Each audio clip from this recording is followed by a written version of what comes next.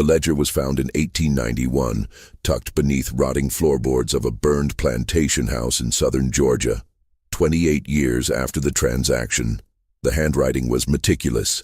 12 names, 12 ages ranging from 4 to 14, 12 prices totaling $8,400, all sold on December 25, 1863.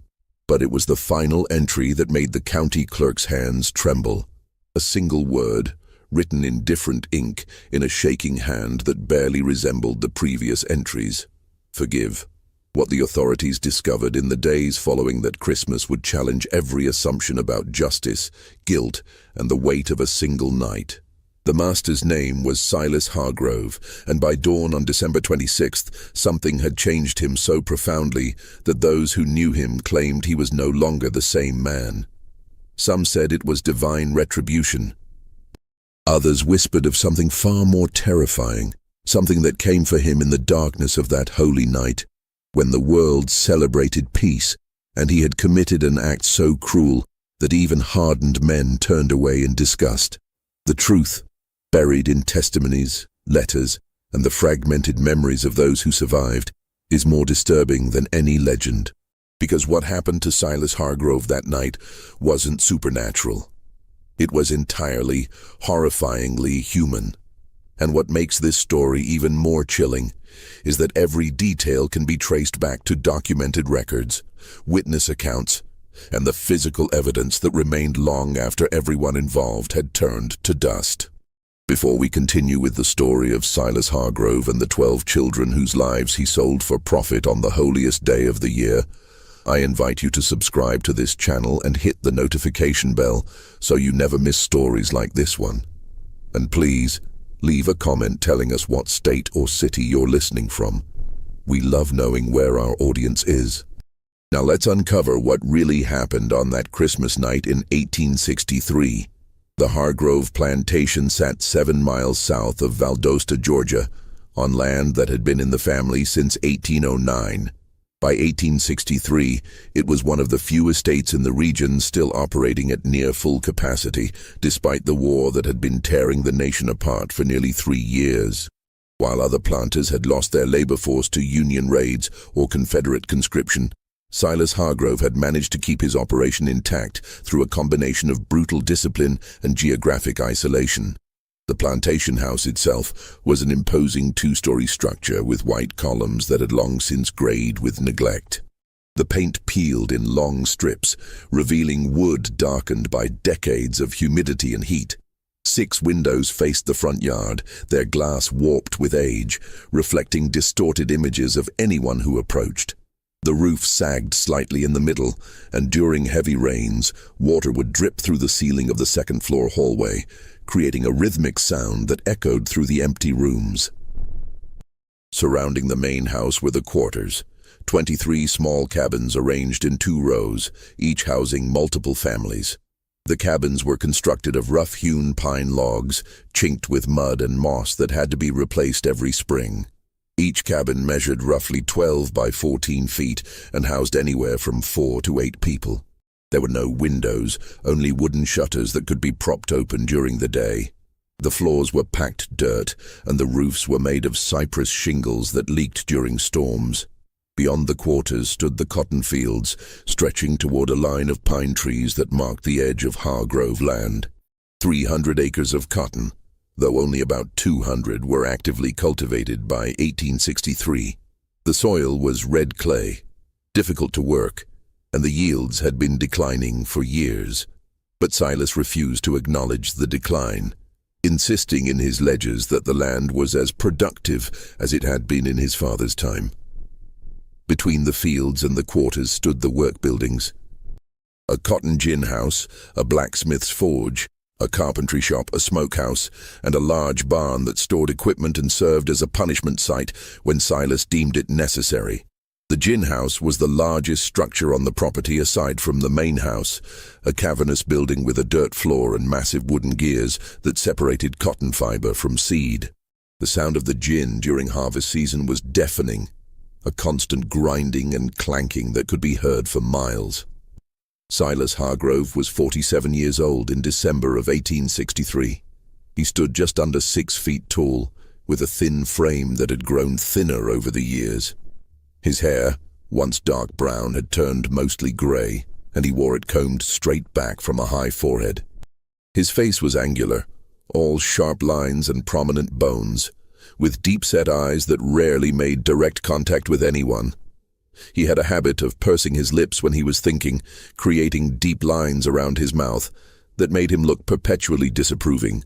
Those who dealt with him in business described him as methodical, cold, and obsessed with maintaining control. He kept detailed records of everything: crop yields, weather patterns, expenditures, and the names, ages, and estimated values of every enslaved person on his property. His ledgers filled an entire bookshelf in his study, each one labeled by year and category. He would spend hours reviewing them, making notations in the margins, calculating projections for future harvests. But there was something else in those ledgers, something that wouldn't be discovered until after his death. Interspersed among the business entries were personal observations, written in a smaller, more cramped handwriting. Brief notes about the people he enslaved. Ruth's boy Marcus shows aptitude for carpentry.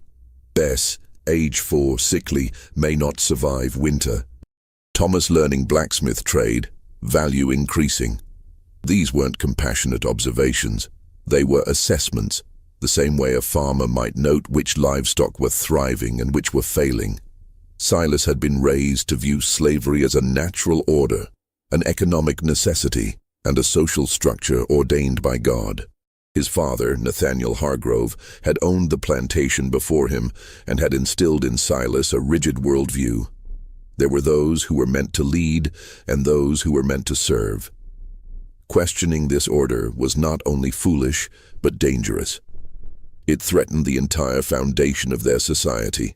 Nathaniel had died in 1856, leaving the plantation to Silas, his only surviving son.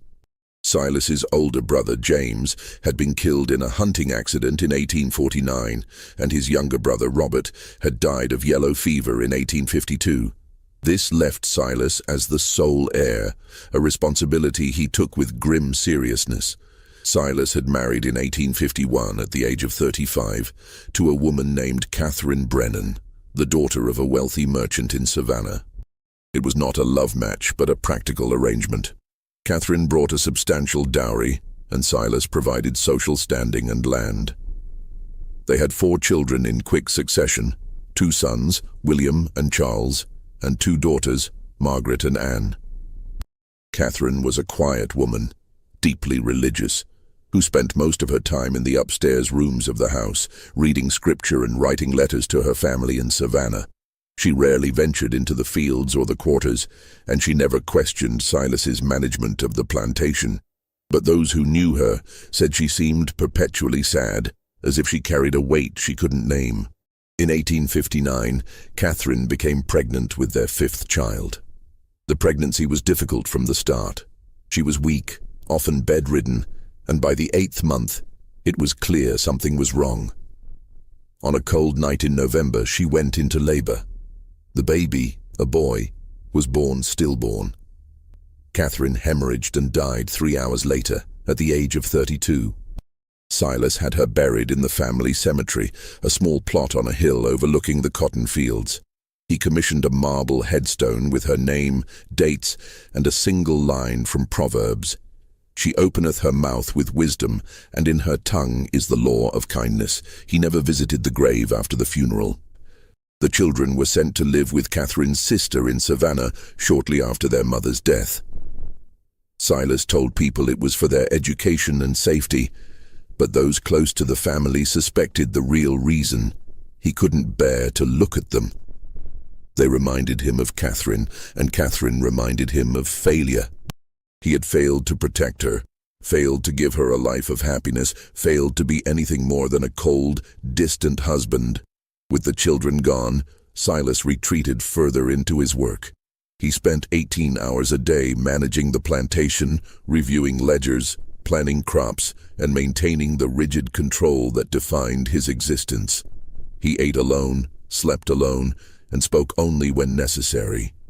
The enslaved families learned to avoid him when possible, to move quietly when he was near, to never meet his eyes. His only regular companion was Dutch Keller, the overseer. Dutch was a large man, over 6 feet tall and heavily muscled, with a thick red beard and small, cold eyes. He had worked on the plantation since 1857, hired by Silas's father shortly before Nathaniel's death. Dutch was efficient, brutal when he deemed it necessary, and utterly loyal to Silas. He lived in a small house near the gin, separate from both the main house and the quarters, a physical representation of his position, above the enslaved, but below the master. Dutch handled the day-to-day operations of the plantation, assigning work, distributing rations, maintaining discipline. Silas trusted him completely, perhaps because Dutch never questioned orders and never showed any sign of moral conflict about the nature of their work. To Dutch, enslaved people were tools, no different than plows or cotton gins. You maintained them, you used them, and when they broke, you replaced them. The winter of 1863 had been particularly harsh. Frost came early in November, killing the last of the cotton bolls before they could be harvested. By December, the ground was hard and unforgiving, and a thin layer of ice formed on the water barrels each morning. The enslaved families huddled in their cabins at night, burning what little firewood they were allotted, trying to keep warm in structures that were never designed for comfort. The cotton harvest had been the worst in a decade. Silas calculated that he had lost nearly 40% of his expected yield. The bales that were harvested were of poor quality, fetching lower prices at market, and the market itself was in chaos. The Confederate dollar was nearly worthless, inflation was rampant, and creditors were demanding payment in gold or goods. Silas was facing debts he couldn't ignore. He owed $3,200 to a bank in Savannah, $1,800 to a cotton broker in Macon, and another $2,000 to various suppliers who had provided seed, equipment, and other necessities on credit. In total, he was nearly $7,000 in debt, with no clear way to pay. He spent the first 2 weeks of December reviewing his options. He could sell land, but land prices had collapsed due to the war. He could sell equipment, but he needed the equipment to operate. He could reduce his labor force, but he was already operating at minimum capacity. And then, on December 15th, he received a letter from Virgil Tate. Tate was a slave trader based in Macon, one of the few still operating in Georgia in 1863. Most of the slave trade had collapsed due to the war, but Tate had found a niche market, supplying labor to plantations in the Deep South that had been spared the worst of the fighting. He specialized in what he called future investments, young slaves who could be trained for specific tasks and would provide decades of labor. The letter was brief and businesslike. Tate had heard that Silas was facing financial difficulties. He was prepared to make a generous offer for young slaves, ages 4 to 14, paid in gold. He would take as many as Silas was willing to sell, no questions asked, with payment on delivery. Silas read the letter 3 times. He sat in his study staring at the words, calculating numbers in his head. 12 children. If he sold 12 at an average price of $700 each, he would have $8,400. Enough to pay all his debts and have money left over for seed and supplies for the spring planting. He told himself it was business, just business. The children were eating food the plantation couldn't spare. They wouldn't be productive for years. Their parents would have more children. It was a practical decision, a necessary decision. It was what his father would have done. He wrote back to Virgil Tate that same evening, agreeing to the sale. 12 children, ages 4 to 14, to be delivered on December 25th, Christmas Day. Payment in gold on delivery. He sealed the letter and gave it to Dutch to post the next morning. Then he poured himself a glass of whiskey and returned to his ledgers, trying to ignore the small, persistent voice in the back of his mind that whispered he was making a mistake. The selection process began on December 18th, exactly 1 week before Christmas. Silas woke before dawn, as he always did, and spent an hour in his study reviewing the plantation records. He had a list of all the children on the property, 37 in total, ranging in age from infants to 16-year-olds. He needed to choose 12. The criteria were simple. They had to be healthy, between 4 and 14 years old, and from families that wouldn't cause too much trouble. Silas knew that selling children would provoke grief and anger, but he calculated that some families would be easier to manage than others. Families with multiple children would be less devastated by the loss of one. Families with strong male figures might resist, so he would avoid taking their children if possible. He made his preliminary selections on paper, writing 12 names in his ledger. Then he called for Dutch. Dutch arrived at the study just after sunrise, his breath visible in the cold morning air. Silas showed him the list and explained the plan. Dutch listened without expression, then nodded. "When do you want to tell them?" Dutch asked. "Christmas Eve," Silas said. "No point in giving them time to make trouble." "They'll make trouble anyway," Dutch said. "You're taking their children." "Then we'll deal with it," Silas said. "But the sale is happening. Tate will be here Christmas morning with the gold." Dutch nodded again and left. Silas sat alone in his study, staring at the list of names. 12 children. 12 lives that would be uprooted, separated from their families, sold to strangers.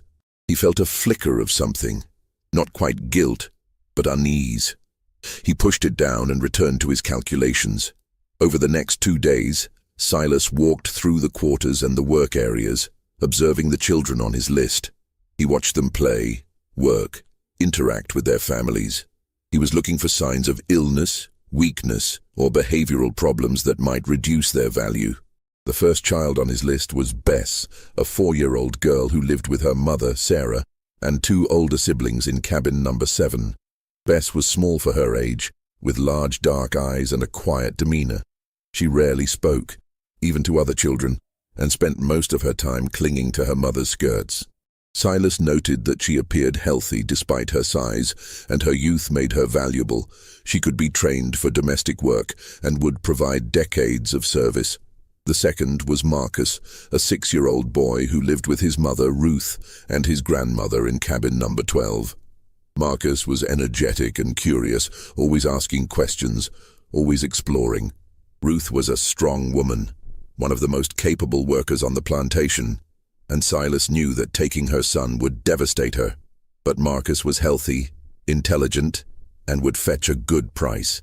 The third was a girl named Lily, age 7, who lived with her parents and 3 younger siblings in cabin number 3. Lily helped her mother with the younger children and was already learning to sew and cook. She was quiet and obedient, traits that would make her valuable in a domestic setting. The fourth was a boy named Samuel, age 8, who lived with his father, a blacksmith named Joseph, and his mother in cabin number 15. Samuel was apprenticing with his father, learning the trade, and showed considerable skill for his age. Silas hesitated on this one. Joseph was a strong, respected figure in the enslaved community, and taking his son might provoke resistance. But Samuel's skills made him valuable, and Silas decided the risk was worth it. The fifth was a girl named Grace, age 9, who lived with her mother and 2 sisters in cabin number 8. Grace was tall for her age, strong, and already working in the fields alongside the adults. She rarely smiled, and there was a hardness in her eyes that Silas found unsettling. But she was healthy and capable, and that was all that mattered. The sixth was a boy named Daniel, age 10, who lived with his parents and an older brother in cabin number 19. Daniel was small and wiry, with quick hands and a sharp mind. He had been helping in the carpentry shop and showed aptitude for detailed work.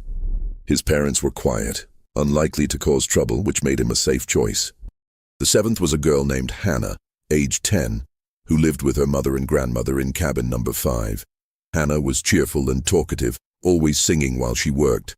Her mother, a woman named Esther, was one of the house servants, which meant Hannah had been exposed to domestic work from a young age. She would be easy to train and valuable in a household setting. The eighth was a boy named Isaac, age 11, who lived with his parents and 3 younger siblings in cabin number 21. Isaac was serious and responsible, often taking care of his younger siblings while his parents worked. He was literate. His mother had secretly taught him to read using a Bible she had hidden, though Silas didn't know this. Isaac's intelligence and maturity made him valuable. The ninth was a girl named Abigail, age 12, who lived with her mother and two younger brothers in cabin number 9. Abigail was beautiful, with delicate features and a graceful manner. Silas knew that her appearance would make her valuable, though he didn't allow himself to think too deeply about why. She was quiet and obedient, unlikely to cause trouble. The 10th was a boy named Elijah, age 12, who lived with his parents and an older sister in cabin number 14. Elijah was strong and hard-working, already doing a full day's labor in the fields. He rarely spoke, keeping his thoughts to himself, but there was an intensity in his eyes that made Silas uncomfortable. Still, his strength and work ethic made him valuable.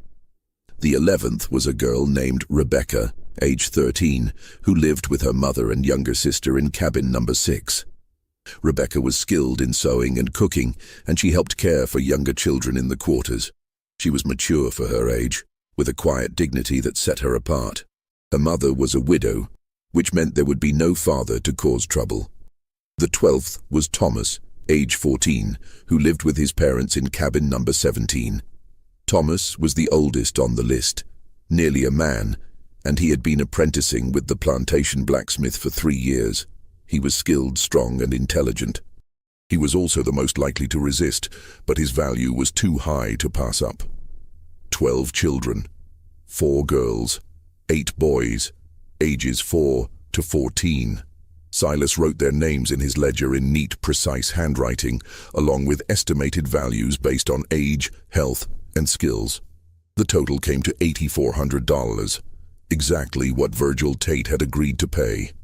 Silas closed the ledger and locked it in his desk drawer. The selection was complete. Now he just had to wait until Christmas Eve to make the announcement. The week leading up to Christmas was unusually quiet on the Hargrove plantation. The weather remained bitterly cold, with temperatures dropping below freezing each night. A thin layer of snow fell on December 20th, unusual for southern Georgia, and it lingered on the ground for 2 days before melting into muddy slush. The enslaved families went about their work with the same efficiency as always, but there was a tension in the air that even Silas noticed. People spoke in hushed tones. Children played more quietly than usual. There were no songs in the fields, no laughter in the quarters. It was as if everyone sensed that something was coming, though they didn't know what. Silas spent most of his time in his study, reviewing his financial records and preparing for the transaction. He had written to his creditors, informing them that he would be able to make payments in January. He had calculated how much gold he would need to set aside for spring planting. He had planned everything down to the smallest detail, but he couldn't shake a growing sense of unease. It started as a small, nagging feeling in the back of his mind, easy to ignore. But as Christmas approached, it grew stronger, more insistent. He found himself thinking about the children, not as assets or investments, but as individuals. He remembered watching Bess cling to her mother's skirts. He remembered Marcus's endless questions. He remembered the way Thomas had looked at him once, with an expression Silas couldn't quite interpret. He told himself he was being foolish. This was business. He had made the right decision. The plantation would survive because of this sale. That was all that mattered. On December 22nd, Dutch came to the study with a concern. Several of the enslaved families had been asking about Christmas. Traditionally, Christmas was one of the few days when they were given a break from work and allowed to celebrate with extra rations and small gifts. They wanted to know if the tradition would continue this year. Silas considered the question. Part of him wanted to cancel the celebration entirely. It seemed hypocritical to give them a day of rest when he was about to sell 12 of their children. But he also knew that canceling Christmas would raise suspicions and might provoke resistance before the sale could be completed. "Tell them Christmas will be observed as usual," Silas said. "Extra rations on Christmas Eve. No work on Christmas Day." Dutch nodded and left. Silas returned to his ledgers, but he couldn't concentrate. He kept thinking about the announcement he would have to make on Christmas Eve. He imagined the mothers' faces when they heard their children's names. He imagined the father's rage. He imagined the children's confusion and fear. He poured himself a glass of whiskey, even though it was only mid-afternoon. Then another. By evening he had finished half the bottle and fallen asleep at his desk. He dreamed of Catherine. She was standing in the upstairs hallway of the house, wearing the white dress she had been buried in. She was looking at him with an expression of profound sadness, and she was holding a baby, the stillborn son who had killed her. She didn't speak, but her eyes said everything. "What have you become?" Silas woke with a start, his heart pounding. The study was dark, the fire in the hearth reduced to glowing embers. He lit a lamp and checked his pocket watch. It was just after midnight, December 23rd. 2 days until the sale. He stood and walked to the window, looking out at the quarters.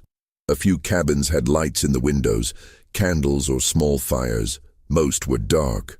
He wondered if the families were sleeping, or if they were lying awake, sensing the approaching storm. He turned away from the window and went upstairs to his bedroom. He didn't sleep for the rest of the night. December 23rd passed slowly. Silas stayed in his study, avoiding the quarters, avoiding Dutch, avoiding everyone. He reviewed the transaction papers Virgil Tate had sent, making sure everything was in order.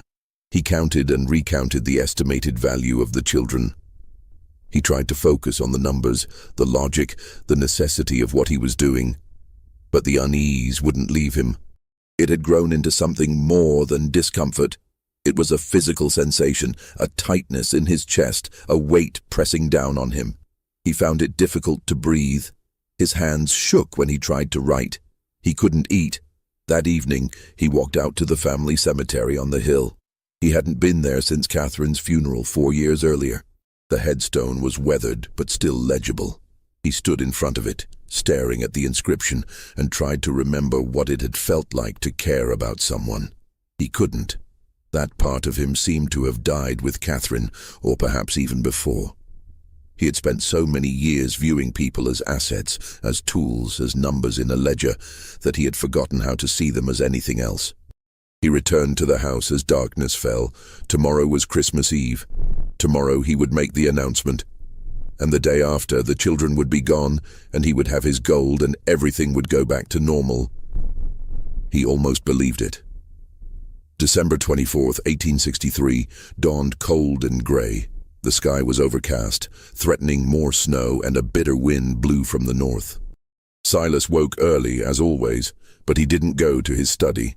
Instead, he stood at his bedroom window, looking out at the quarters, watching as smoke began to rise from the chimneys as families woke and started their fires.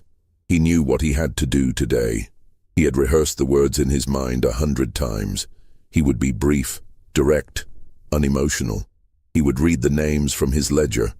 He would tell them the children would be leaving at dawn. He would make it clear that resistance would be punished. It would take 5 minutes, maybe less. And then it would be done.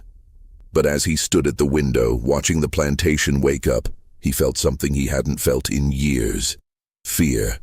Not fear of the enslaved family's reaction, though that was a concern, but a deeper fear, a primal dread that he couldn't name or explain. It felt like standing at the edge of a cliff, knowing that one more step would send him plummeting into darkness. He pushed the feeling down and got dressed. He went to his study and retrieved the ledger with the 12 names. He called for Dutch and told him to gather everyone in the yard at dusk for the rations distribution. Dutch nodded and left without comment. The day passed with agonizing slowness. Silas tried to work, but he couldn't focus. He tried to read, but the words blurred on the page. He tried to eat, but the food tasted like ash. He spent most of the day sitting in his study, staring at the ledger, waiting for dusk. In the quarters, the families prepared for Christmas. Despite the cold and the hardships of the past year, there was a sense of anticipation. Christmas was one of the few days when they were allowed to rest, to be with their families, to pretend for just a moment that they were something more than property. The mothers cooked what little extra food they had been given. The fathers told stories to their children. The older children helped care for the younger ones. There was singing in some of the cabins, hymns and spirituals that had been passed down through generations. Ruth, Marcus's mother, held her son close as she prepared their meager Christmas meal. Marcus was excited, chattering about what he hoped to receive, maybe an extra piece of cornbread or a small toy carved from wood.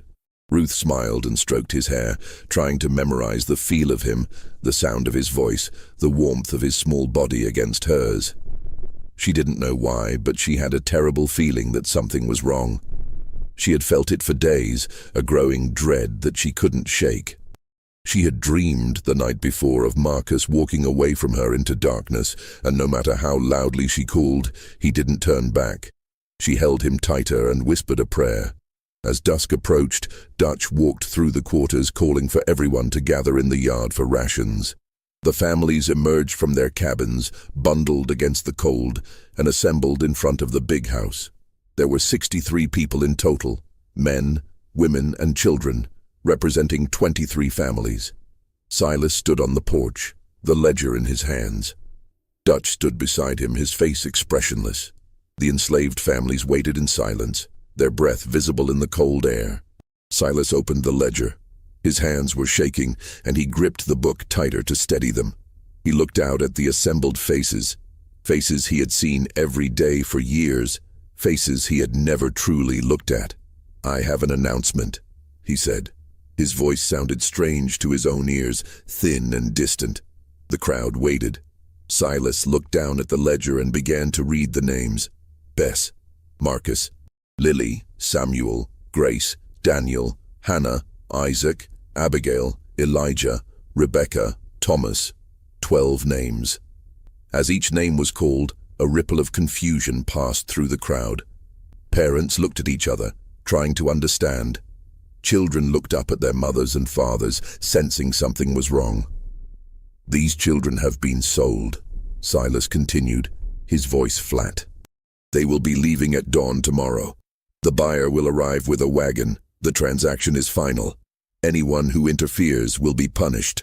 For a moment, there was absolute silence. The words hung in the cold air, incomprehensible.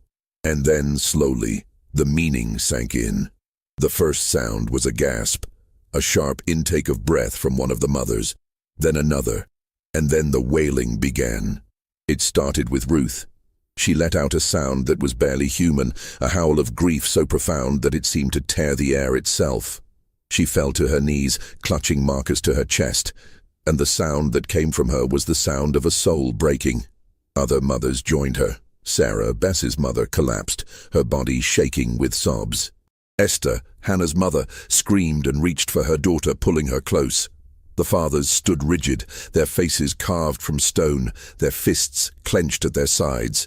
The children began to cry, not understanding what was happening but sensing their parents' terror. Bess clung to her mother, her small body trembling. Marcus buried his face in Ruth's shoulder. Thomas stood apart from his parents, his face blank, his eyes fixed on Silas. Ruth crawled forward on her knees, her hands outstretched, her face wet with tears. She reached the porch steps and looked up at Silas, her voice breaking. "Please," she said. "Please, Master Hargrove, don't take my boy. He's all I have. Please, I'll work harder. I'll do anything. Please, don't take him." Silas looked down at her. He saw the desperation in her eyes, the absolute terror. He saw Marcus clinging to her, his small face pressed against her neck, and for a moment, just a moment, he felt something crack inside him. But then he remembered the debts, the creditors, the plantation, the necessity of survival. He hardened his expression and said the words that would haunt him for the rest of his life. "He's worth more than you." Ruth's face crumpled. She let out another wail and collapsed onto the frozen ground, her body racked with sobs. Other mothers surged forward, begging, pleading, offering anything and everything if he would just spare their children. Silas turned and walked into the house. He locked the door behind him and stood in the dark hallway, listening to the sounds of grief outside. The wailing continued for hours, a sound so terrible that it seemed to seep into the walls of the house, into the very foundation. He went to his study and poured himself a glass of whiskey, then another. He tried to block out the sounds, but they followed him, echoing in his mind. He sat at his desk and stared at the ledger, at the 12 names written in his neat handwriting. Just business, he told himself. Just business. But the words felt hollow. Outside in the quarters, the families held their children. They sang to them, whispered prayers, made promises they knew they couldn't keep. They tried to memorize every detail, the shape of their faces, the sound of their voices, the feel of their small hands. Ruth held Marcus all night, rocking him, singing softly. Marcus had stopped crying and was quiet now, his small body warm against hers. She whispered to him about how much she loved him, about how he needed to be strong, about how she would never forget him. "Will I see you again, Mama?" Marcus asked, his voice small. Ruth couldn't answer. She just held him tighter and continued to sing. In cabin number 17, Thomas sat with his parents. His father, a strong man named Jacob, had his hand on Thomas's shoulder. His mother, a woman named Miriam, held his hand. They didn't speak. There was nothing to say.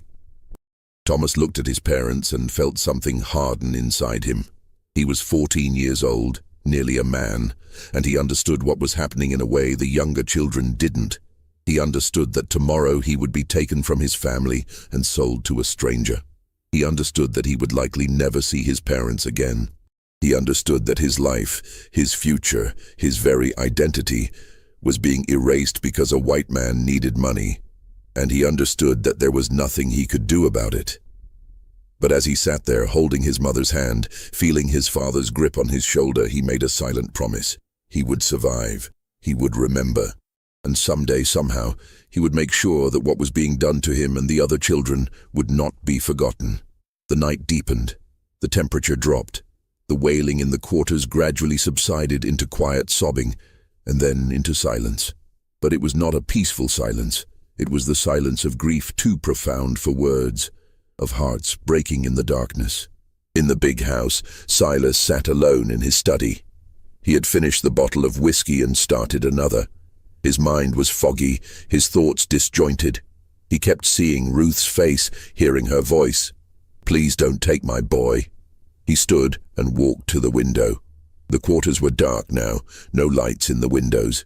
He wondered if anyone was sleeping, or if they were all lying awake, holding their children, counting down the hours until dawn. He turned away from the window and was about to return to his desk when he heard it. A knock at the door. 3 soft, deliberate strikes. Silas froze. It was just after midnight. Who would be knocking at this hour? He assumed it was Dutch, perhaps with news about the arrival time or a concern about potential resistance. He walked through the dark hallway to the front door and opened it. No one was there. The porch was empty. The yard beyond was still, illuminated by a half-moon that cast long shadows across the frozen ground. Silas stepped outside, his breath visible in the cold air. He looked left, then right. Nothing. He was about to go back inside when he saw them. 12 figures standing at the edge of the yard where the grass met the dirt path leading to the quarters. Small figures. Children. For a moment, Silas thought the enslaved families had sent the children to plead for themselves. He felt a surge of anger. This was manipulation, an attempt to make him feel guilt. He stepped off the porch and started toward them, ready to send them back and punish whoever had orchestrated this. But as he got closer, he realized something was wrong. The children weren't moving. They stood perfectly still, arranged in a line, their faces tilted upward toward the house. And they were silent. Completely, unnaturally silent. No crying, no pleading, no sound at all. "Get back to the quarters," Silas said, his voice sharp. "Now." None of them moved. He was 10 feet away when he recognized them. Bess, the 4-year-old, her small body rigid. Marcus, Ruth's son, his face blank. Thomas, the blacksmith's apprentice, his eyes fixed on Silas. All 12 children from the list, standing in the exact order he had written their names in the ledger. "I said get back," Silas repeated, louder now. His voice echoed in the stillness. The children didn't respond. They didn't blink. They simply stared at him with expressions he couldn't read. Not fear, not defiance, but something else. Something that made his skin prickle despite the cold. and then slowly they began to move, not toward him, not away. They simply turned in perfect unison and started walking toward the cotton fields. Silas stood frozen, watching them disappear into the darkness beyond the reach of the moonlight. His heart was pounding, though he couldn't explain why. They were just children, enslaved children who would be gone by noon tomorrow. This changed nothing. But as he stood there in the cold, watching the darkness where they had vanished, he felt that fear again, the primal dread that had been growing all day. It was stronger now, almost overwhelming. He went back inside, locked the door, and returned to his study. He poured another glass of whiskey and tried to steady his shaking hands. Just children, he told himself. Just a trick to make me feel guilty. It won't work. But he couldn't shake the image of their faces, the way they had stared at him, the absolute silence, the way they had moved in perfect unison, as if controlled by a single mind. He tried to return to his ledger, but the numbers blurred. He tried to sleep, but every time he closed his eyes, he saw them standing in that line, their small bodies rigid, their eyes fixed on him. At 2 in the morning, he heard singing. If you're feeling the weight of this story, imagine how those families felt on that Christmas Eve. Before we continue to the most disturbing part of this night, take a moment to like this video and share it with someone who appreciates true historical mysteries. Your support helps us bring these forgotten stories to light. Now, let's discover what happened when Silas heard that singing in the darkness. The singing was faint at first, barely audible over the wind that rattled the windows of the big house. It seemed to come from everywhere and nowhere at once, a melody that Silas didn't recognize, sung in voices too young to carry such weight. The tune was slow, mournful, with a rhythm that felt wrong, discordant, like a hymn sung backward or a lullaby twisted into something dark. Silas stood in his study, the whiskey glass frozen halfway to his lips.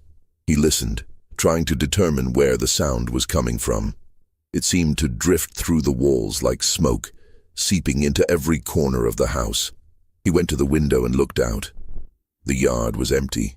The quarters were dark, but the singing continued, rising and falling in waves that made his chest tighten. He grabbed his coat and a lantern and went outside. The moment he stepped off the porch, the singing stopped. The silence that followed was worse. It was total, oppressive, as if the world itself had stopped breathing. No wind, no insects, no distant sounds of animals in the woods, no creaking of trees or rustling of leaves, just silence, so complete that Silas could hear his own heartbeat pounding in his ears. He held the lantern high and walked toward the quarters. His boots crunched on the frozen ground, each step unnaturally loud in the stillness.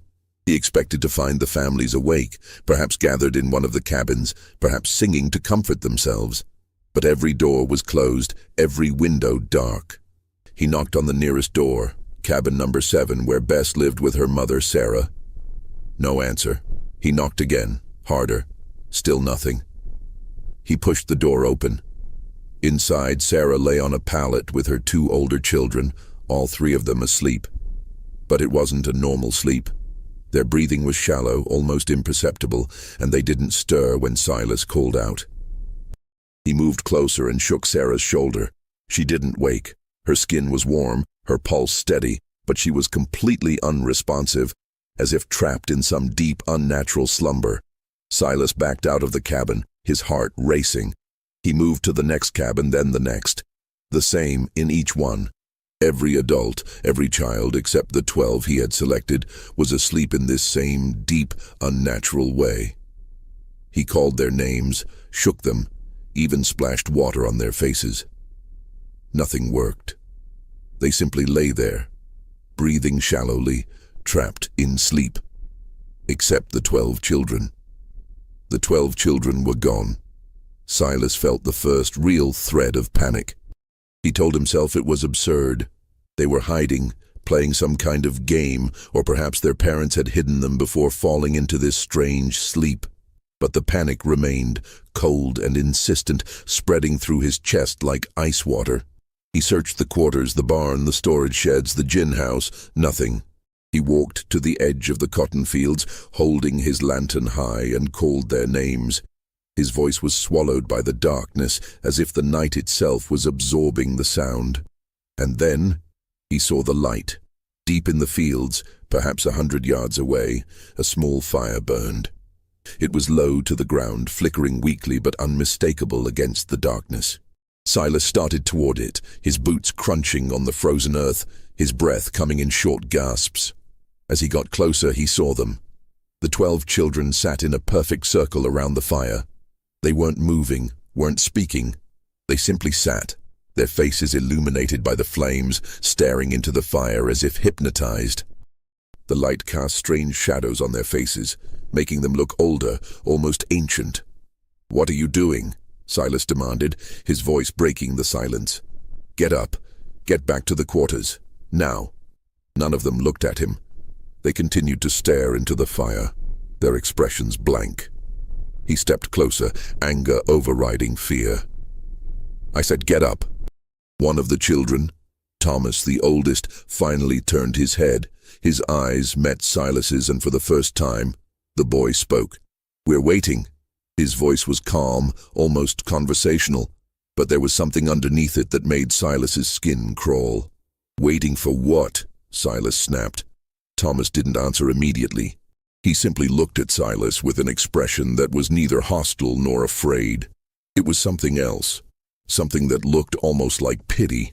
"For you to see us," Thomas said quietly. "I see you," Silas said. "You're sitting in my field in the middle of the night. Now get up before I—" "No," Thomas interrupted. "You don't see us. You've never seen us, not really." Silas felt his anger spike.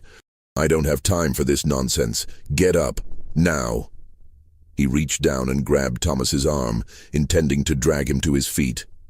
But the moment his hand made contact, Thomas looked up again, and this time, his expression was different.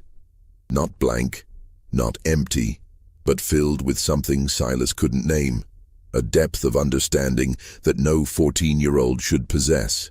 "You sold us," Thomas said quietly, "on Christmas." The words hit Silas like a physical blow. He released the boy's arm and stepped back. "It's business," Silas said, but his voice sounded weak even to himself. "You don't understand. It's just business. I have debts. The plantation." "We understand," Thomas said. And then, in a voice that didn't sound like a 14-year-old boy, he added, "Do you?" The fire went out. Not gradually, not flickering and fading. It simply vanished, as if someone had thrown a blanket over it. The darkness rushed in, absolute and suffocating. Silas's lantern was still burning, but its light seemed to stop just inches from the glass, unable to penetrate the blackness around him. He heard movement, footsteps, whispers. The children were standing now. He could sense it, but he couldn't see them. He swung the lantern wildly, trying to find them, but the light revealed nothing but darkness. And then he felt it. Hands. Small hands, dozens of them, touching him, not grabbing, not violent, just touching. His arms, his chest, his face, cold fingers pressing gently against his skin, as if trying to memorize him, to understand him. Silas screamed. He swung the lantern and it shattered against the ground, plunging him into complete darkness. He ran blindly, stumbling over frozen furrows, his breath coming in ragged gasps. He didn't know which direction he was going. He only knew he had to get away. The hands followed him. They touched his back, his shoulders, his neck. Light touches, almost gentle but relentless. And with each touch he felt something, a flash of emotion, a fragment of memory that wasn't his own. He felt terror. The terror of a 4-year-old child being torn from her mother's arms. He felt confusion, the confusion of a 6-year-old boy who didn't understand why he was being taken away. He felt grief, the grief of a mother watching her child disappear into darkness. He felt rage, the rage of a father who couldn't protect his family. He felt despair. The despair of children who had been told they were worthless, that they were property, that their lives had no value beyond what someone was willing to pay. Each emotion hit him like a wave, overwhelming, suffocating. He tried to push them away, to block them out. But they kept coming, faster and faster, until he couldn't tell where his own feelings ended and theirs began. He ran until his legs gave out, and he collapsed onto the frozen ground, gasping, his heart hammering in his chest. The hands were gone. The darkness was gone. He was lying in the yard in front of the big house, and the sky was beginning to lighten with the first hint of dawn. He opened his eyes and saw them. The 12 children standing on the porch watching him. They didn't speak. They didn't move. They simply stood there, silent and still, as the sun began to rise behind them. Silas staggered to his feet, his body shaking, his mind reeling. He stumbled into the house, locked the door, dragged a chair against it, and collapsed onto the floor of his study. His clothes were torn, his hands bleeding from where he had fallen. His face was wet, whether from tears or sweat or melted snow, he didn't know. He sat there for a long time, trying to make sense of what had happened. It was exhaustion, he told himself. Stress. Guilt manifesting as hallucination. It wasn't real. It couldn't be real. But when he looked down at his hands, he saw the dirt under his nails, the scratches on his palms. And when he looked at the window, he saw them still standing there, watching. And he knew with a certainty that terrified him that it had been real. All of it. At precisely 6 o'clock in the morning, Virgil Tate arrived with his wagon and 3 armed men. Silas heard the sound of hooves and wheels on the frozen road and forced himself to stand. His body ached, his head pounded, and his hands wouldn't stop shaking. He looked at himself in the mirror above his desk and barely recognized the man staring back. His face was pale, his eyes bloodshot and sunken, his hair disheveled. He looked like he had aged a decade overnight. He straightened his clothes as best he could and walked to the front door. He took a deep breath, trying to steady himself, and opened it. Virgil Tate was a large man, over 6 feet tall and heavily built, with a thick black beard and cold, calculating eyes. He wore a long coat and a wide-brimmed hat, and he carried himself with the confidence of a man who had done this transaction 100 times before. Behind him, 3 men sat on the wagon, all armed with rifles, all watching Silas with expressions of bored indifference. "Hargrove," Tate said, his voice gruff. "You have them ready?" Silas opened his mouth to respond, but no words came out. He looked past Tate to the yard, where the 12 children still stood in a line, exactly as they had been, waiting. But something was different now. In the growing light of dawn, he could see their faces clearly, and what he saw made his breath catch in his throat. They weren't blank anymore. They weren't empty. Their eyes were filled with something he finally recognized, something he had been too blind to see before. Humanity. They were children, just children. Children who were terrified, confused, grieving. Children who had families, who had dreams, who had futures that were being stolen from them. Children who were exactly like his own sons and daughters, except for the color of their skin and the accident of their birth. And he was about to sell them, on Christmas morning, for gold. "Well," Tate said impatiently, "let's get this done. I have another stop in Thomasville." Silas looked at the children, at Bess, the 4-year-old, her small body trembling. At Marcus, Ruth's son, his eyes wide with fear. At Thomas, the blacksmith's apprentice, who was looking at him with that same expression of understanding, of pity. And in that moment, Silas Hargrove understood something that would haunt him for the rest of his life. They knew exactly what he was. They knew what he had chosen, and they knew that he would have to live with it. The weight of that knowledge was crushing. It pressed down on him, suffocating him, and he realized that this was what they had shown him in the darkness. Not revenge, not punishment, but truth. The simple, unbearable truth of what he was doing. He thought about the gold, about the debts, about the plantation, about everything he had told himself to justify this decision, and he realized that none of it mattered. None of it was worth this. "No," Silas said quietly. Tate frowned. "What?" No, Silas repeated, louder now. His voice was shaking, but there was a firmness underneath it that surprised even him. The sale is off. Tate's expression darkened. The hell it is. We have a contract. I have your signature. You take this gold, or I take those children and you get nothing.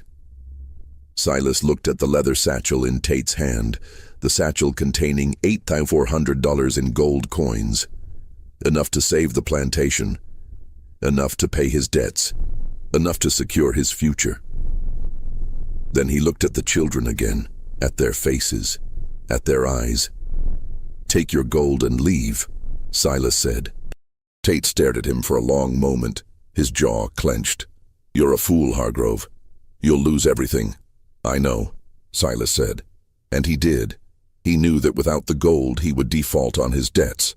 The creditors would seize the plantation. He would lose everything his family had built over 3 generations. He would be ruined. But he also knew that if he went through with this sale, he would lose something far more important. He would lose whatever remained of his humanity. He would become something he could never come back from. Tate spat on the ground. Your funeral. He turned to his men. Let's go. We're wasting time here. The wagon turned and started back down the road. The sound of hooves and wheels faded into the morning.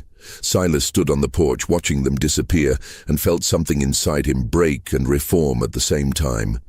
He looked at the children. Slowly, one by one, they turned and walked back toward the quarters. By the time the sun was fully up, they were gone. Silas stood on the porch for a long time after the children left, staring at the empty yard. The sun was rising, casting long shadows across the frozen ground, and the world was beginning to wake up. He could hear sounds from the quarters now, doors opening, voices calling out, the normal sounds of morning. He realized that whatever had happened during the night, whatever strange sleep had fallen over the plantation, was over. The families were waking up, and they would want answers. Silas went inside and walked to his study. He sat at his desk and stared at the ledger, at the 12 names written in his neat handwriting. He picked up his pen, dipped it in ink, and drew a single line through each name. Then at the bottom of the page he wrote 3 words. Sale cancelled, debt remains. He closed the ledger and locked it in his desk drawer. Then he stood and walked back outside. The families were emerging from the quarters now, confused and disoriented. They had woken to find themselves in their cabins with no memory of how they got there or what had happened during the night. The last thing they remembered was the announcement on Christmas Eve, the grief, the wailing, the terror of knowing their children would be taken at dawn. But dawn had come, and their children were still there. Ruth was the first to see Marcus.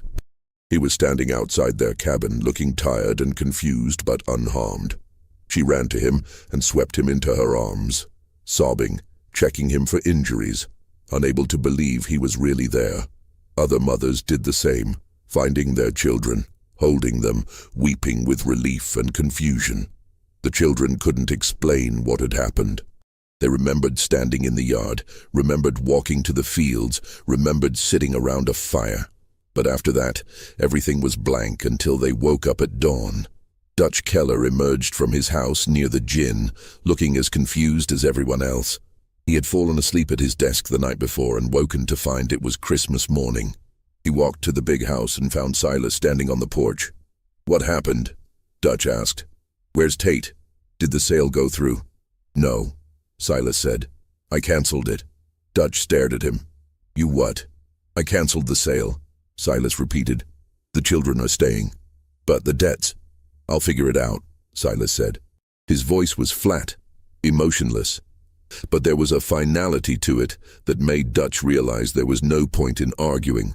Dutch shook his head. "You've lost your mind." "Maybe," Silas said. "Or maybe I just found it." Dutch left, muttering under his breath. Silas remained on the porch, watching as the families slowly realized what had happened. The children weren't being taken. They were safe. It was Christmas morning and they were still together. The relief was palpable, but so was the confusion. No one understood what had changed. No one knew why Silas had cancelled the sale, and no one dared to ask. Silas spent the rest of Christmas Day alone in his study. He didn't eat. He didn't sleep. He simply sat at his desk, staring at the ledger, replaying the events of the night over and over in his mind. The children in the yard, the fire in the fields, the hands in the darkness, the emotions that had overwhelmed him. Terror, confusion, grief, rage, despair. He had felt what they felt.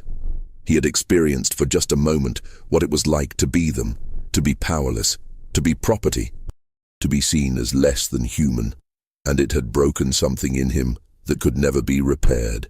The days following Christmas of 1863 were marked by a strange, heavy silence on the Hargrove plantation. The enslaved families returned to their work, but something had shifted. They moved through their tasks with the same efficiency, but there was a new quality to their presence, a quiet dignity, a sense of having witnessed something that couldn't be undone. Silas Hargrove did not leave the big house for 3 days. Dutch Keller tried to speak with him on December 27th, knocking on the study door and asking about the plantation's operations. Silas didn't respond. Dutch could hear him inside, moving around, but the door remained locked. On the 28th, Dutch left a tray of food outside the door. It sat there untouched until the 29th, when Silas finally emerged. Those who saw him said he looked like he had aged a decade. His face was gaunt, his eyes sunken and red-rimmed, with dark circles that spoke of sleepless nights. His hands trembled when he tried to hold a pen. His clothes hung loosely on his frame, as if he had lost weight in just a few days. He didn't speak to anyone. He simply walked through the plantation, stopping occasionally to stare at the quarters, the fields, the places where the children played. On December 30th, he did something unprecedented. He called a meeting of all the enslaved families. They gathered in the yard, wary and uncertain. The last time they had been called together, Silas had announced the sale of their children. They didn't know what to expect now, but they prepared for the worst. Silas stood on the porch, the same spot where he had made the announcement 6 days earlier. But this time, everything about him was different. His posture was less rigid. His voice was quieter. And when he spoke, there was something in his tone that none of them had ever heard before. Uncertainty, humility, perhaps even shame. "I'm giving you a choice," he said. The families exchanged glances, confused. Enslaved people didn't get choices. "Anyone who wants to leave can leave," Silas continued. His voice was steady, but there was an undercurrent of emotion that threatened to break through. "I won't stop you. I'll give you papers saying you're free. You can go north, find the Union lines, start over. Anyone who wants to stay can stay. I'll pay wages. Not much, but something. Real money, not scrip. And the children..." He paused, his voice catching. "The children will go to school. I'll hire a teacher. They'll learn to read and write." The silence that followed was profound. No one moved, no one spoke. They simply stared at him, trying to understand if this was real or another cruel trick. "I know you don't trust me," Silas said, and for the first time, his voice broke slightly. "I don't blame you.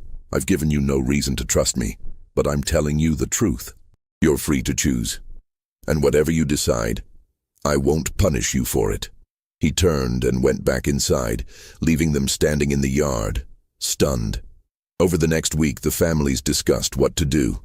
Some were suspicious, believing this was a trap. Others were cautiously hopeful. A few were simply too exhausted to care. They had survived this long, and they would continue to survive, whatever Silas's motivations might be. In the end, 11 families left. They packed what little they had, a few clothes, some cooking implements, blankets, and walked north toward the promise of Union protection. It was winter. The roads were dangerous, and they had no guarantee of safety. But they chose to take the risk, rather than stay on a plantation where they had been treated as property for so long. 12 families stayed, not because they trusted Silas, but because they had nowhere else to go. Winter was brutal for those without shelter, and the roads were full of Confederate patrols who would capture and re-enslave any black person without papers. Staying was the practical choice, even if it meant remaining in a place filled with painful memories. Silas kept his word. In early January, he hired a teacher, a widow from Valdosta named Mrs. Calloway. She was in her 50s, educated, and had been struggling to make ends meet since her husband's death. Silas offered her room and board, plus a small salary, to teach the children 3 times a week. Mrs. Calloway was skeptical at first. She had heard stories about Silas Hargrove, about his coldness and his reputation as a harsh master. But when she arrived at the plantation and saw the children, saw their eagerness to learn, their bright eyes and quick minds, she agreed to take the position. She set up a small schoolroom in one of the unused storage buildings. She taught reading, writing, arithmetic, and history. The children were hungry for knowledge, absorbing everything she taught them with an intensity that moved her to tears. Thomas, the 14-year-old blacksmith's apprentice, was her star pupil. He could already read a little. His mother had secretly taught him using a Bible, and he quickly advanced beyond the basics. Within weeks, he was reading at a level that would have been impressive for any child his age, enslaved or free. Silas also began paying wages. They were small, just a few dollars a month per family, but they were paid in gold, not Confederate scrip. For people who had never been paid for their labor, who had never had money of their own, it was a profound change. He stopped carrying a whip. He stopped entering the quarters uninvited. He stopped issuing punishments for minor infractions. The plantation continued to operate, but the atmosphere had changed. There was less fear, less tension. People still worked hard, but they worked with a sense of purpose rather than terror. But Silas himself was changing in ways that went beyond policy. Those who observed him closely noticed that he seemed haunted. He would stop in the middle of a task and stare into the distance, as if seeing something no one else could see. He would wake in the middle of the night and walk through the plantation, stopping at the edge of the cotton fields, staring into the darkness. He began attending church in Valdosta, sitting in the back pew, never speaking to anyone. He would arrive just as the service started and leave the moment it ended, avoiding conversation. But he listened intently to every sermon, especially those about redemption, forgiveness, and the weight of sin. Dutch Keller left in February of 1864. He told anyone who would listen that Silas had lost his mind. "He's not the same man," Dutch wrote in a letter to his brother. "Something broke in him that night. He walks around like a ghost, talking to himself, staring at nothing. He's paying them wages, for God's sake, treating them like they're free. I can't work for a man like that. He's going to lose everything, and I won't be there to watch it happen." Dutch was right about one thing. Silas was losing everything. Without the gold from the sale, he couldn't pay his debts. The creditors began sending increasingly threatening letters. The bank in Savannah filed a lien against the property.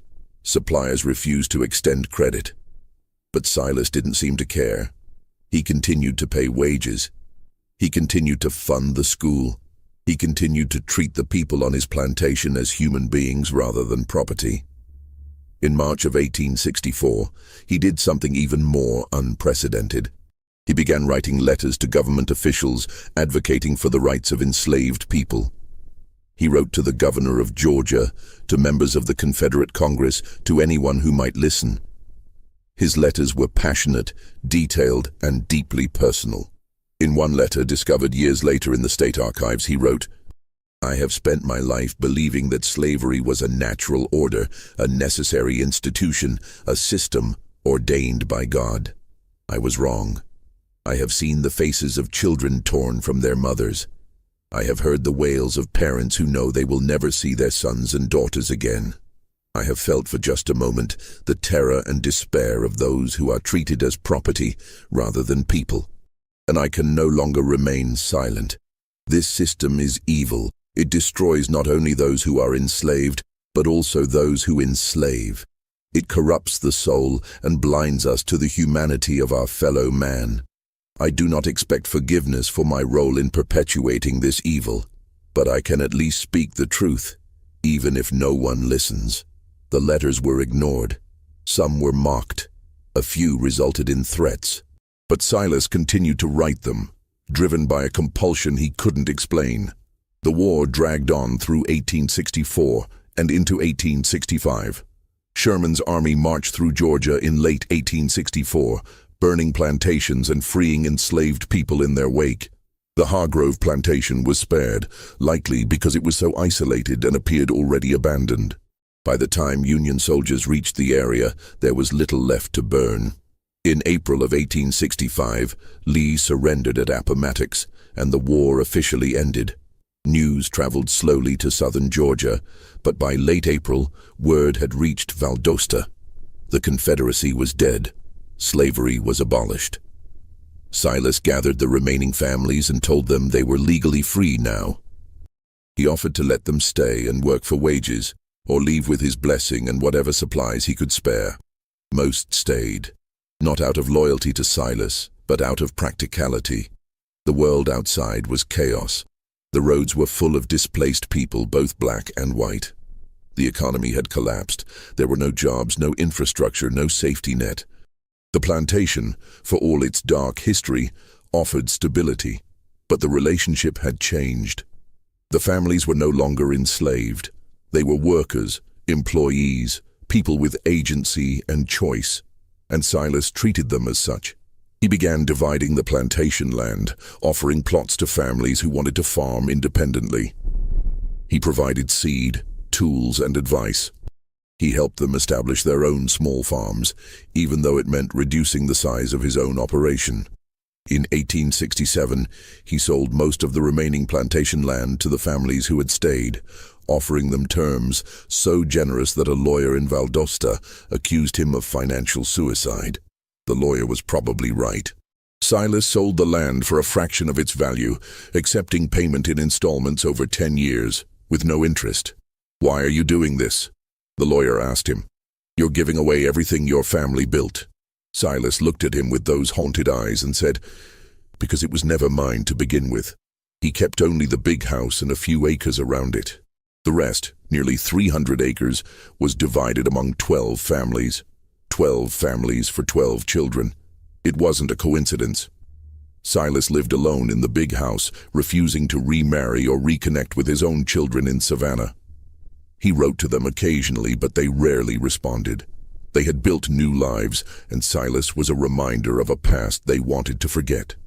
He spent his days reading, writing, and walking the fields. He continued to attend church, continued to write letters advocating for the rights of formerly enslaved people, continued to live with the weight of what he had done. And every Christmas Eve, he would stand in the yard at midnight, in the exact spot where he had seen the 12 children, and he would stay there until dawn. No one knew what he was doing. Some thought he was praying, others thought he was keeping vigil. A few believed he was waiting for something, or someone, to return. Mrs. Calloway, who continued to teach at the school even after the war ended, once asked him about it.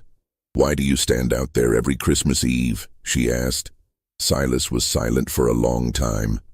Then he said, "Because I need to remember." "Remember what?" "What I almost did, what I was, and what they showed me. The children." Silas nodded. "They didn't curse me. They didn't harm me. They simply made me see, made me feel what they felt.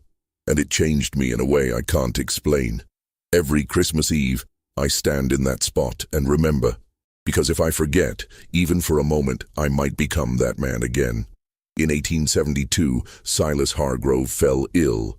It started as a persistent cough in October, then progressed to fever and weakness by November. By December, he was bedridden, his body frail but his mind still sharp. Mrs. Calloway visited him regularly, bringing him food and medicine, sitting with him when he was too weak to be alone. She had grown to respect him over the years, though she never fully understood him. He was a man haunted by his past, driven by guilt and a desperate need for redemption. "Do you have any regrets?" she asked him one afternoon in mid-December, sitting beside his bed. Silas was silent for a long time, staring at the ceiling. Then he said, "Only one. That it took me so long to see them as human. The children? All of them, Silas said. Every single person I owned. I told myself it was business. I told myself it was the way things were. I told myself I was a good master, that I treated them well compared to others. But that night, he trailed off, his eyes distant. That night they showed me what I really was, and I couldn't unsee it. What did they show you, Mrs. Calloway asked gently. Silas looked at her, his eyes filled with something between sorrow and terror. That I was the monster, not them, me. I was the one who stole lives, who destroyed families, who treated human beings as property. And the worst part is, I did it all while believing I was righteous, that I was doing what was necessary, what was natural. They showed me the truth, and it destroyed me. But it also saved me. Saved you from what? From becoming something I could never come back from, Silas said. If I had sold those children, if I had gone through with it, I would have crossed a line that couldn't be uncrossed. I would have become something less than human myself. They saved me from that. And I've spent every day since trying to be worthy of that gift. On December 20th, Silas asked Mrs. Calloway to bring him his journals. He had been keeping detailed personal journals since that Christmas night in 1863, filling page after page with his thoughts, his memories, his attempts to understand what had happened. He spent 3 days reviewing them, making notes in the margins, adding final entries. On December 23rd, he sealed them in a metal box and gave them to Mrs. Calloway. "Keep these safe," he said. "Someday, someone might want to know what really happened, what I did, and what they did to save me from myself." "Who are they?" Mrs. Calloway asked. "The 12, Silas said. "The children. They're grown now, scattered across the country, but I still see them sometimes in my dreams, still standing in that line, watching me, waiting for me to understand. Do you understand now?" Silas smiled, a sad, weary smile. "I'm beginning to." On December 24th, 1872, exactly 9 years after the night he had tried to sell the 12 children, Silas Hargrove died. It was just after midnight, Christmas morning. Mrs. Calloway was with him, holding his hand when he took his last breath. His final words were barely a whisper. "Forgive." The families who had stayed on the plantation buried him in the small cemetery on the hill, not far from where Catherine had been buried 13 years earlier. They marked his grave with a simple stone that bore only his name and dates. No epitaph, no flowery language, just the facts. But they also did something unexpected. They planted 12 small trees around his grave, one for each of the children he had almost sold. Oak trees, strong and enduring, that would grow tall and provide shade for generations to come. It was a gesture that confused outsiders. Why would formerly enslaved people honor the man who had once owned them, who had once tried to sell their children? But those who had lived through that Christmas night understood. Silas Hargrove had been a monster, yes, but he had also been a man who had changed, who had spent the last 9 years of his life trying to atone for his sins. He hadn't succeeded. Some sins are too great for atonement. But he had tried. And in a world where most slaveholders never acknowledged their crimes, never changed their ways, never showed even a hint of remorse, that meant something. In 1891, a fire swept through the old plantation house. It had been abandoned for years, slowly decaying, the windows broken, the roof collapsing, the walls covered in vines. No one was surprised when it finally burned. Lightning strike, most people assumed, or perhaps a vagrant's campfire that got out of control. But when county officials came to assess the damage and determine if the property was safe, they found something in the ruins. Beneath the charred floorboards of the study, they discovered a metal box. It was scorched but intact, sealed tight against the flames. Inside were Silas's journals, not the business ledgers, but personal journals he had kept from 1863 until his death. The county clerk, a man named William Brennan, no relation to Silas's late wife, took the journals back to his office and began to read them. What he found disturbed him so deeply that he sealed the journals and refused to discuss them publicly for years. The entries from December 1863 were the most disturbing. Silas had written about the night of the 25th in excruciating detail. The children in the yard, the fire in the fields, the hands in the darkness, the overwhelming emotions that had flooded through him. But he had also written something else, something that Brennan found so unsettling that he questioned his own sanity for believing it. In the final entry from that night, written in the early hours of December 26th, Silas had described what he believed had happened. They didn't speak, but I heard them. Not with my ears, but with something deeper. They asked me a question, over and over, in voices that weren't voices. Do you see us? Not as property, not as numbers in a ledger, but as children, as human beings, as souls with the same capacity for pain, fear, and love as my own children. And I realized, with a horror I cannot describe, that I had never truly seen them. Not once. I had looked at them every day of my life and never truly seen them, and that night they made me see. They made me feel what they felt. The terror of being torn from their mothers, the confusion of being sold like animals, the absolute helplessness of being a child with no power, no voice, no future. They didn't curse me. They didn't harm me. They simply made me see, and it broke something in me that can never be repaired. Brennan read this passage multiple times, trying to understand it. Was Silas describing a hallucination, a psychological break, or something else? He continued reading. In subsequent entries, Silas had written about his transformation, his attempts to atone, his ongoing struggle with guilt. But he kept returning to that night, trying to understand what had happened. In an entry from March 1864, Silas wrote, "I have spent months trying to rationalize what happened that night. I have told myself it was exhaustion, stress, guilt manifesting as hallucination. But I cannot escape the feeling that it was real, that somehow those 12 children found a way to show me the truth of what I was doing. Not through violence or revenge, but through empathy. They made me feel what they felt. And in doing so, they saved me from becoming something irredeemable." In an entry from December 1865, he wrote, "I stood in the yard again tonight, on the anniversary of that night. I half expected them to appear, to stand in that line and watch me as they did 2 years ago. But they didn't come, perhaps because they don't need to. I see them every day, in every child's face, in every parent's love for their child.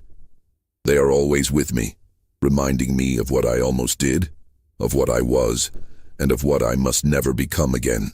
And in one of his final entries, written just days before his death, Silas wrote, "I am dying. I can feel it in my bones, in the weakness that grows stronger each day. I am not afraid of death. I am afraid of judgment, not the judgment of God, though that terrifies me as well, but the judgment of those 12 children, now grown, scattered across this country. Did I do enough? Did my attempts at atonement mean anything? Or was I simply a monster trying to ease his conscience before the end? I don't know. I will never know. But I hope, I pray, that they can forgive me. Not for what I did, because that is unforgivable, but for what I almost did, and for spending the rest of my life trying to be better than the man I was." Brennan closed the journal and sat in silence for a long time. He didn't know what to make of it. The story was too strange, too disturbing, too impossible to believe. And yet there was something about Silas's words, about the raw honesty and pain in them, that made him think it might be true. He decided to investigate further. He began tracking down descendants of the families who had lived on the Hargrove plantation, interviewing them, asking about their memories and the stories passed down through their families. What he discovered complicated the narrative even further. Several descendants mentioned the night the children walked, describing it as a real event, not a hallucination. They said their grandparents or great-grandparents had spoken of it, had described waking up on Christmas morning to find their children safe, with no memory of the night before. One woman, the granddaughter of Ruth, Marcus's mother, told Brennan that her grandmother had spoken of that night only once, shortly before her death in 1889. She said it was like a dream, the woman told Brennan. She remembered the announcement, remembered the grief, remembered holding Marcus and singing to him. And then she remembered nothing until dawn, when she woke up and Marcus was still there. She said it felt like God had intervened, had put everyone to sleep and changed Mr. Hargrove's heart during the night. She never understood how or why, but she was grateful for it every day of her life. Another descendant, the grandson of Thomas, the blacksmith's apprentice, told a different story. "My grandfather didn't talk about that night much," he said, "but he told me once that he and the other children had been taken to the fields, that they had sat around a fire, and that Mr. Hargrove had come to them. He said they had shown him something, he wouldn't say what, and that it had changed him. My grandfather said it wasn't magic or anything supernatural. He said it was just truth. They had shown Mr. Hargrove the truth of what he was doing, and he couldn't live with it anymore." Brennan compiled all of this information into a report, but he never published it. He was afraid of being mocked, of being accused of believing in ghost stories or supernatural nonsense. He sealed the journals and the report in the county archives, where they remained for decades. The story of Silas Hargrove and the 12 children faded into obscurity. The plantation land was divided and sold over the decades. The big house burned and was never rebuilt. The cemetery was eventually overgrown and forgotten. The families who had lived there moved on, building new lives, and the painful memories of slavery gradually receded into the past. But the story didn't disappear entirely. It was passed down through families, whispered in hushed tones, told to children as a cautionary tale or a story of redemption. The details changed over time, as stories do, but the core remained the same. A man who had been willing to sell children on Christmas Day and the night that changed him forever. In 1923, a historian researching Reconstruction-era Georgia tracked down 3 of the 12 children, now elderly, and asked them about their experiences on the Hargrove plantation. 2 refused to discuss it. The third, a woman named Bess, the youngest of the 12, who had been only 4 years old that Christmas, agreed to speak, but only briefly. "I don't remember much," she said, her voice thin and wavering with age. "I was too young, but I remember my mama holding me that night, crying like the world was ending. And I remember waking up the next morning and everything was different. Mr. Hargrove was different, like something had died in him. My mama said it was a miracle. She said God had touched his heart, but I don't think it was God." When the historian asked what she thought it was, Bess was quiet for a long time. Then she said, "I think he finally saw us, really saw us, and it killed the part of him that could live with what he'd done." She died 3 weeks later, at the age of 64. She was the last of the 12 children to pass away. In 1979, a historian named Dr. Raymond Collier published a book titled The Christmas Reckoning, Guilt and Redemption on a Georgia Plantation. He had discovered the sealed journals in the county archives and spent years researching the story, tracking down descendants, and piecing together what had happened. In the book, Dr. Collier argued that Silas Hargrove had experienced what we would now call a severe psychological crisis, triggered by the moral weight of his decision to sell the children. He suggested that the events of Christmas night were likely a combination of sleep deprivation, stress, and a guilty conscience manifesting as vivid hallucinations. But he also included testimonies from the descendants that complicated that explanation. Several of them mentioned that their grandparents or great-grandparents had spoken of the night the children walked, describing it as a real event, not a hallucination. They said the children had been found in the fields at dawn, cold and disoriented, with no memory of how they got there. Dr. Collier couldn't explain that. He noted it in his book as an unresolved discrepancy and moved on. But in his private notes, discovered after his death in 2003, he wrote something different. "I don't know what happened on that plantation on Christmas night, 1863.